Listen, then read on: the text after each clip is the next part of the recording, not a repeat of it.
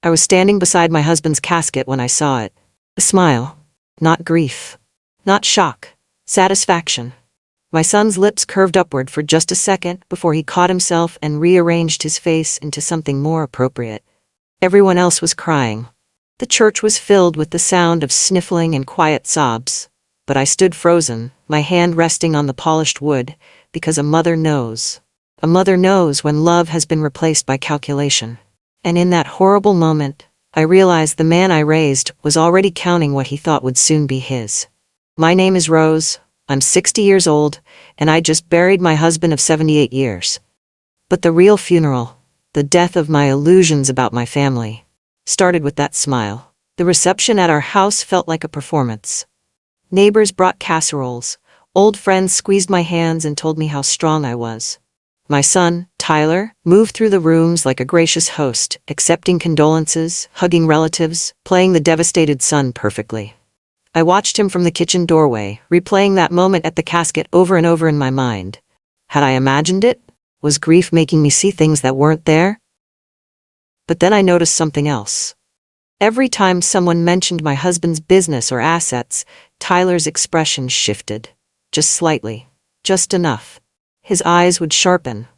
His attention would focus. And I realized I wasn't imagining anything. I was finally seeing clearly after years of deliberate blindness. My husband, Frank, had been sick for 3 years. Lung cancer. The diagnosis came suddenly, and the decline was slow and brutal. During those years, I became a ghost in my own home. I was the caregiver, the wife, the woman who sat beside his hospital bed, night after night. But when it came to decisions, real decisions about money, about the business, about our future, I was pushed aside. Tyler told me I was too emotional, too stressed, that I needed to focus on taking care of Frank while he handled everything else. And like a fool, I believed that was love. I believed my son was protecting me. Now, standing in my living room surrounded by mourners, I understood the truth. He hadn't been protecting me. He'd been positioning himself. The guests finally left around 9 in the evening. Tyler stayed behind, helping me clean up plates and cups. His girlfriend, Vanessa, a woman he'd been dating for 6 months, sat on the couch scrolling through her phone. She barely looked up when I walked past her. Tyler carried garbage bags to the curb and came back inside, brushing off his hands. "You should rest, Mom," he said gently, like I was a child who needed permission to go to bed. "You've been through so much. Let me handle things for a while." There it was again. That careful tone. That subtle dismissal. I nodded and thanked him, playing the fragile widow perfectly. But inside, something hardened. I was done being handled. I was done being managed. I was done being underestimated. 2 days after the funeral, I found paperwork on the dining room table. Documents I didn't remember signing. My name was scrawled at the bottom in my handwriting, but I had no memory of reading them. I picked up one page and squinted at the legal language. It was a transfer of power of attorney, dated 8 months ago. Right after Frank's second round of chemotherapy. I tried to remember that day. Frank had been so weak. Tyler had come to the house with a lawyer, someone he said was a family friend. They told me it was routine. Just paperwork to make sure bills could be paid if Frank couldn't sign checks anymore. I'd signed without reading. My hands trembled as I set the document down. How many other papers had I signed without understanding what they meant? That night, I couldn't sleep. I lay in bed staring at the ceiling, and memories I'd buried started surfacing. Conversations I'd walked in on that stopped the moment I entered the room. Phone calls Tyler took in the garage. The way Vanessa sometimes looked at me, not with sympathy, but with impatience, like I was standing in the way of something inevitable. I remembered one afternoon, about a year ago, when I'd come home early from the hospital.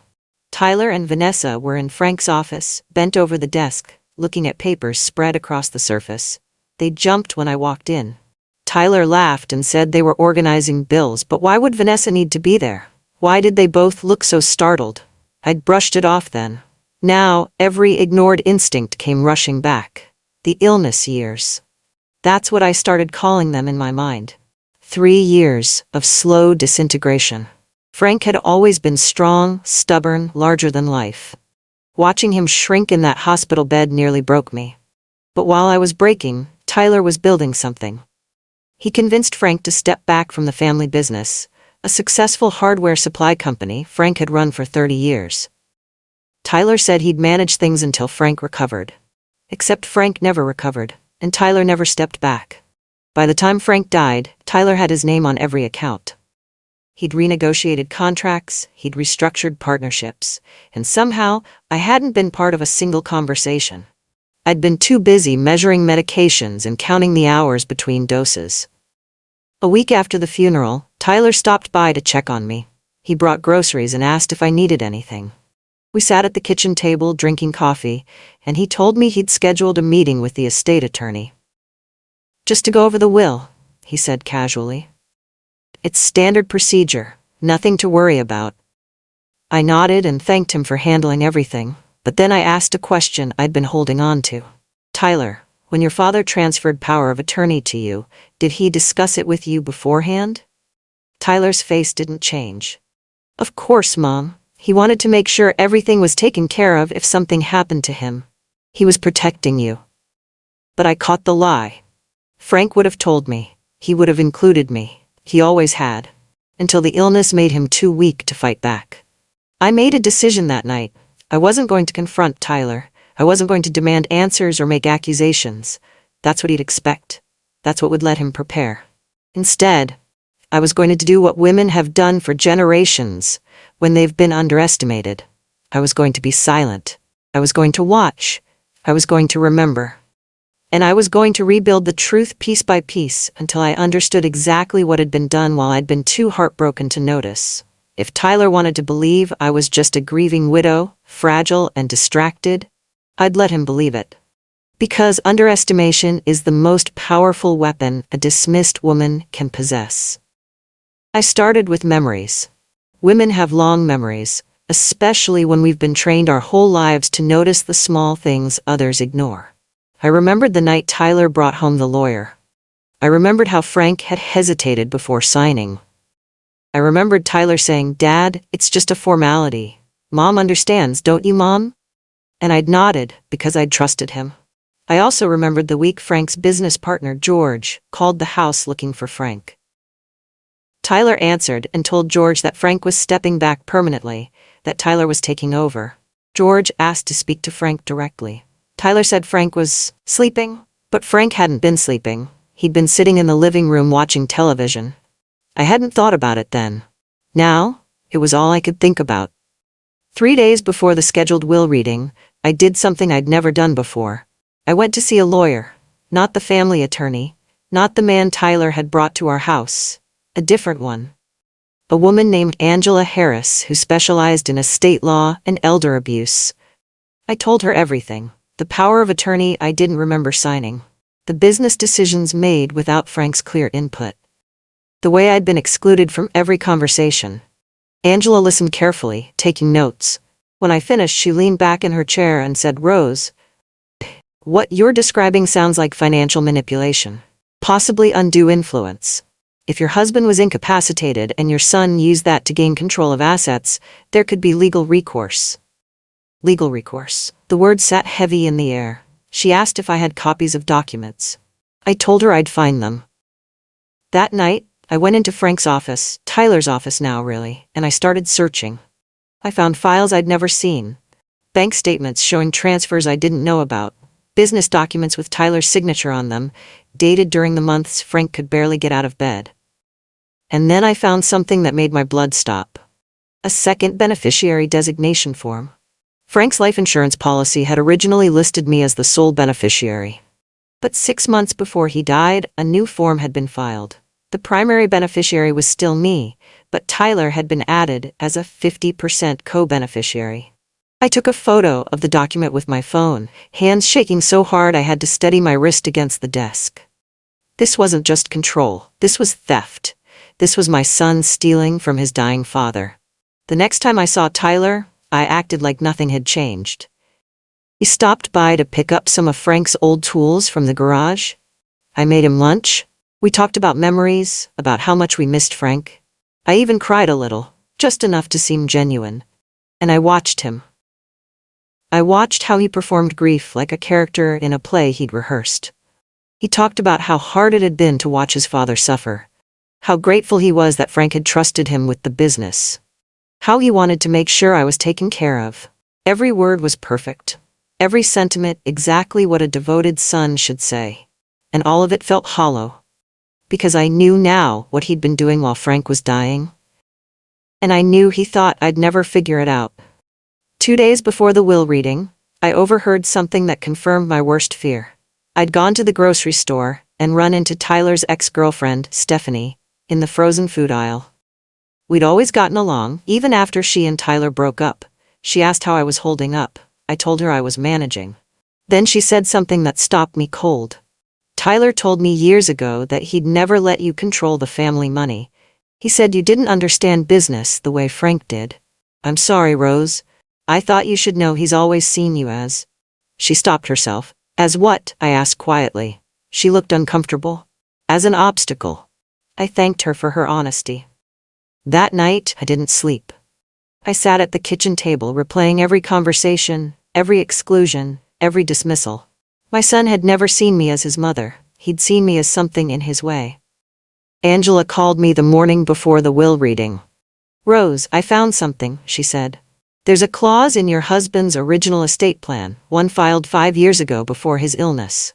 It states that any documents signed while he was receiving medical treatment for a terminal illness must be witnessed by 2 unrelated parties and reviewed by you in writing.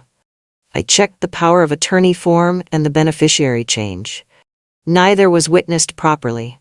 Neither was reviewed with you. I gripped the phone. What does that mean?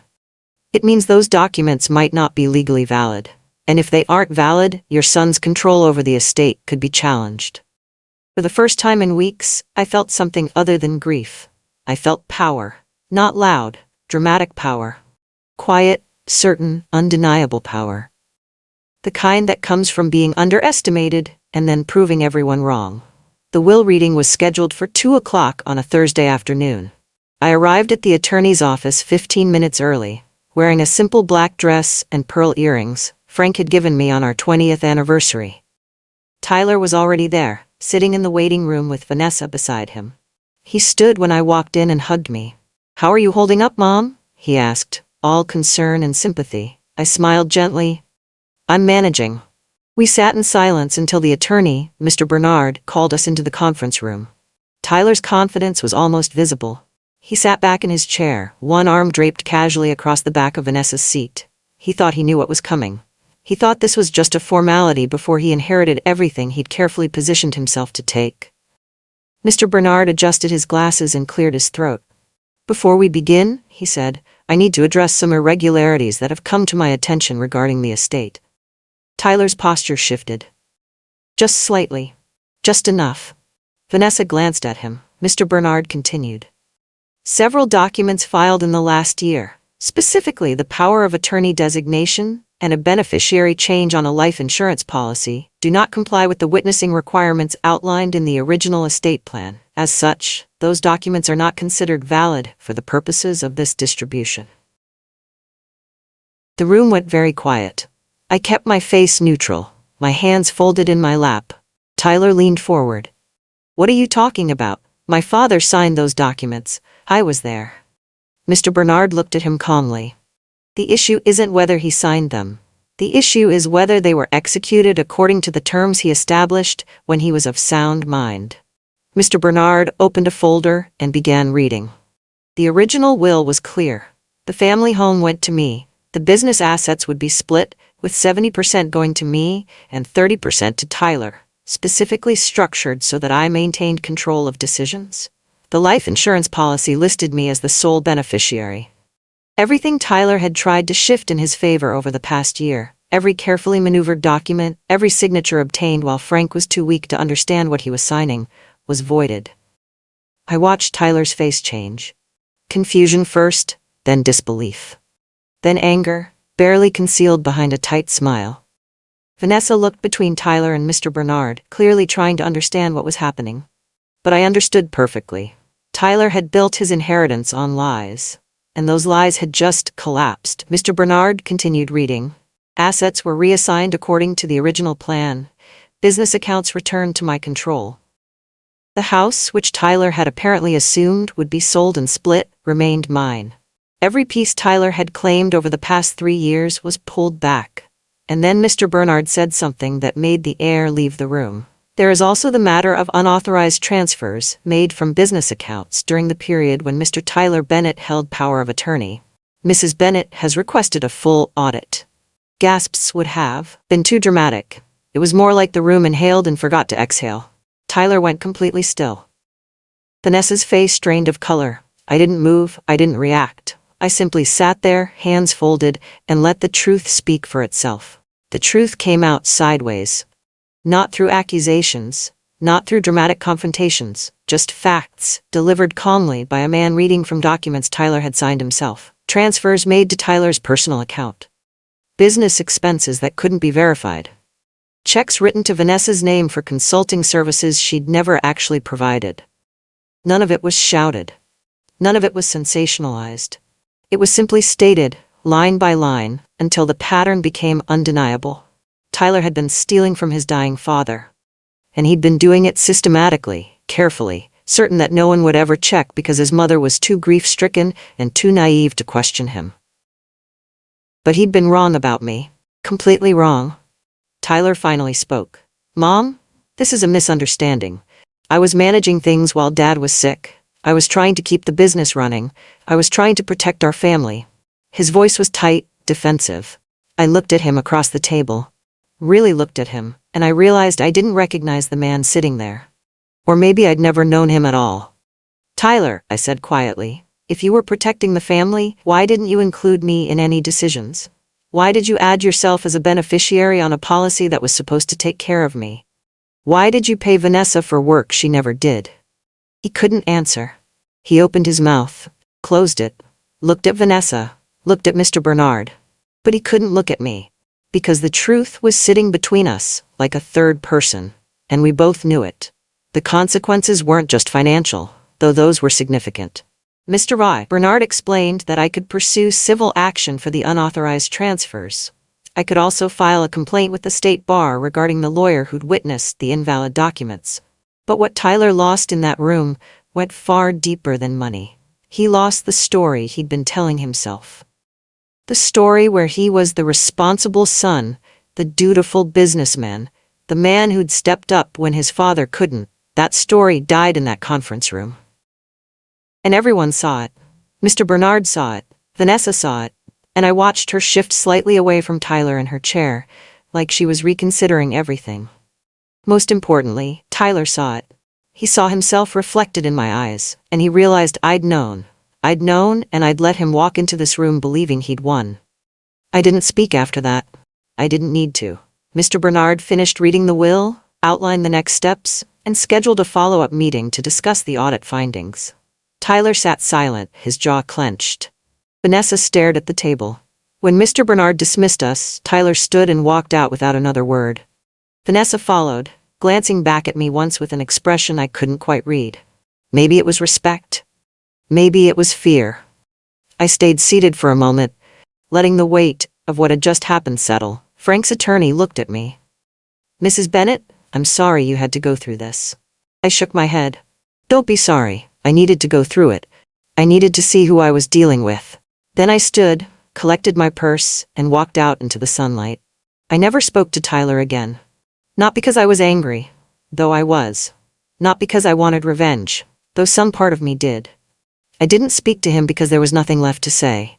He'd made his choices. He'd shown me exactly who he was. And I'd responded by protecting myself and honoring the life Frank and I had built together.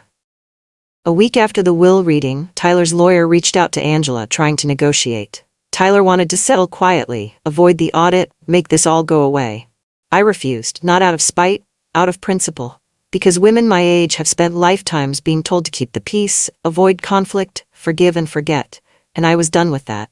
I walked away clean. No apologies, no reconciliation.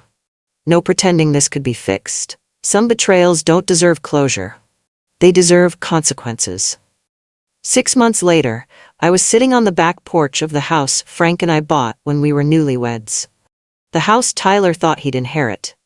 The house I'd almost lost because I'd been too trusting. I'd started taking painting classes, something I'd always wanted to do, but never had time for. I'd reconnected with old friends I'd lost touch with during Frank's illness.